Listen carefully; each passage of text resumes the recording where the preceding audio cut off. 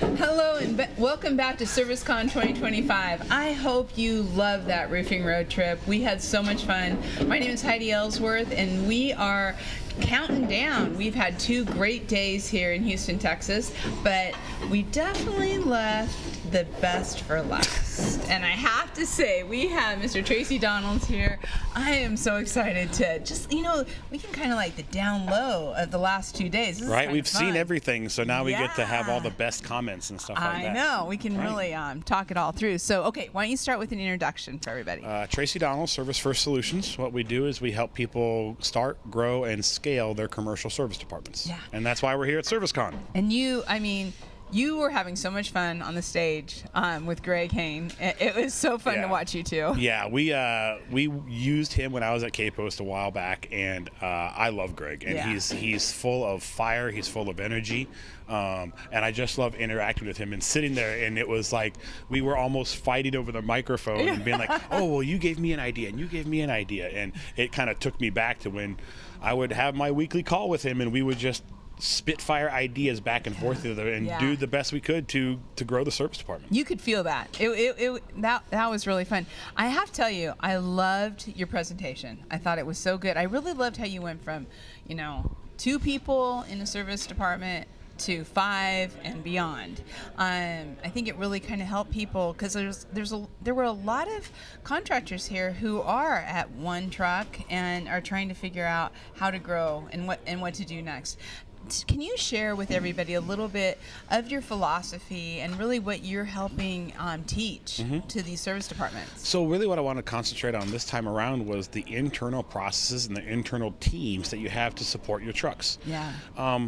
A lot of people talk about sales and revenue and marketing, and we need all that stuff. But if we don't provide good service, if we don't have a good quality product to sell, all the sales and marketing is not going to work. Yeah. So what we're really talking about is how do we scale those internal staff members to be able to support the external staff members? And so often when, let's say I was a contractor and I have somebody come tour me and they look around and they see all the people and they say, what do all of these people do? Because we all understand more sales, more trucks. Right. But if you have 2 trucks, you don't really understand the operations of someone that has 10 trucks or stuff like that.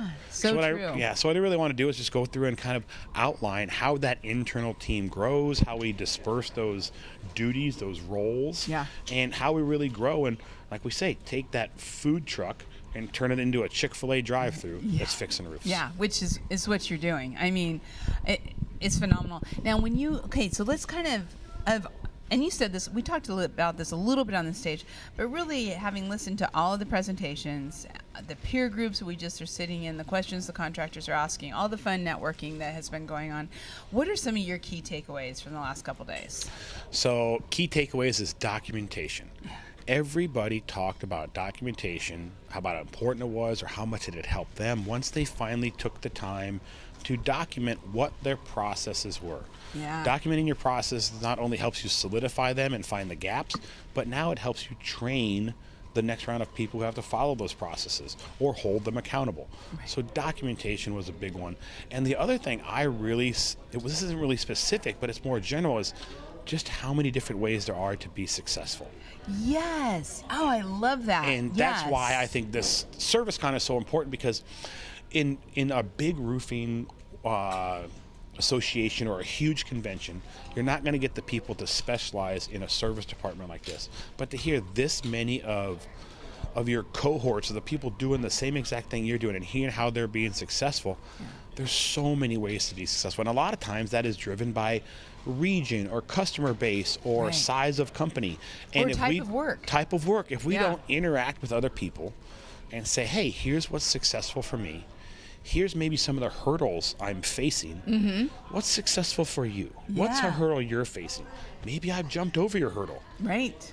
Maybe you've jumped over my hurdle. And if we don't come at a place like this where we have like-minded people sharing ideas, we just may not get there. Yeah, in fact, that just happened in our peer group in here, where they were really having a hard time talking about prioritization and how do you prioritize your customers and triage them and put them. And there was just some great comments that actually really answered some questions for that contractor. She was taking tons of notes, and it was just really interesting to see. Everybody does it a little bit different, to your point, but with great success. Yeah.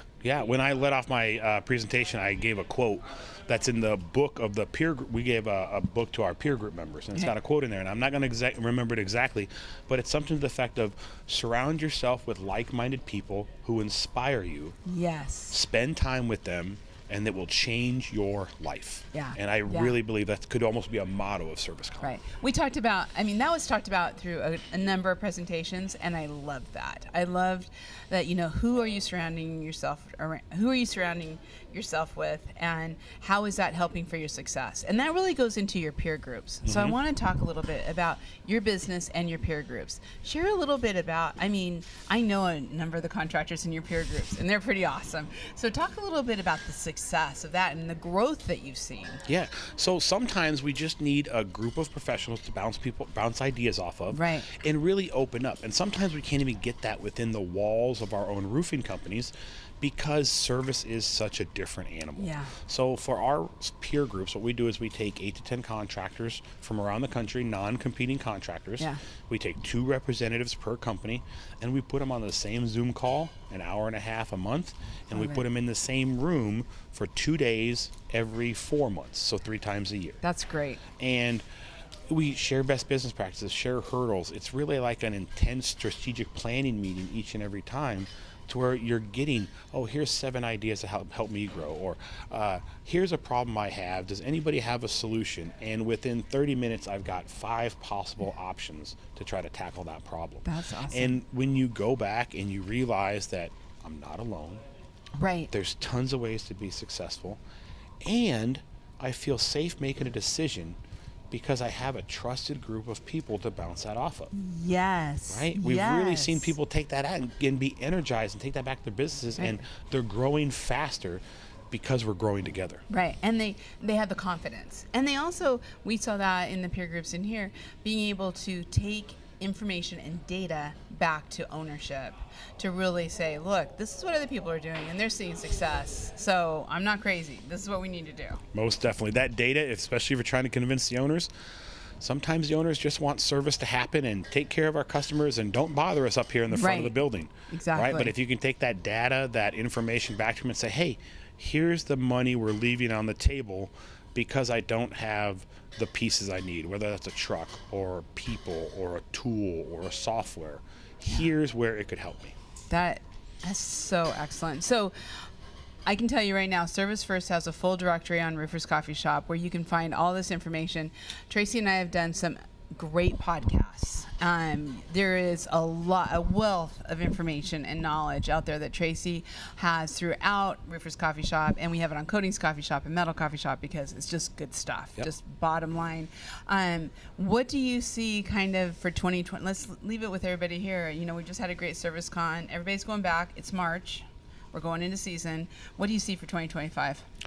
I see uncertainty in the economic situation, and service is important in every economic situation. Service is important in a great economy. Yeah. Service is vital in a uncertain economy. And that can be really scary for building owners, investors, and so we're going to need to help them get them through this time. Yeah. And service is the way we can do that. Yeah, service will extend the life of that roof. It will extend their budgets. It will do everything they need as we are getting past this uncertainty. Yep. Yeah, uncertainty. Dang, yes, I agree, unfortunately. But all the tools are here. And the great thing about uncertain times is everyone needs a roof. And everyone needs the right people to be taking care of that roof to get through that. Yep. We are in a need, or a business of need, not want. Yep. And we are not competing for jobs. We are competing for employees. We are. Remember that. Exactly. And I tell you right now, you need this kind of consulting in your business to grow your service department. So please check out the Service First directory on Roofers Coffee Shop and get with Tracy and get to be a part of these peer groups. Get the consulting. Will change your business. Change your business.